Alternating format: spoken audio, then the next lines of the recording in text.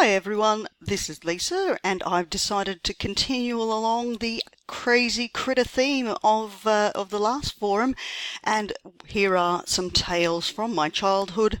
Which one is the lie? First up, the Silky Bantam. I took one of these to a pet show when I was about 7 or 8 years old.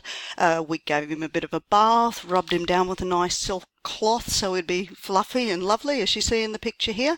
And what do you know, I won first prize.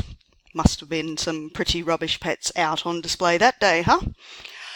Second up are the black market hamsters. Now, as you know, Australia is renowned for its incredibly strict quarantine laws.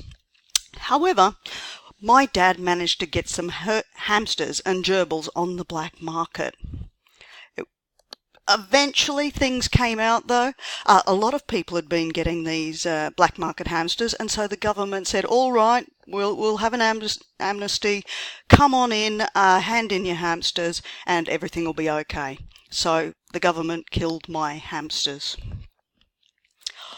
On a somewhat happier note though, the third of my crazy critty stories here today is the Phillips Pickle Quail Egg Farm. Now, when I was again a child, I think I was probably about 5 or 6 years old, the whole of our family had t-shirts printed with the Phillips Pickle Quail Egg Farm, a picture of a Japanese quail, much as you see here in the picture, and we have to wear these around as a family all the time, eating lots of pickled quail eggs, and well, they were just delicious.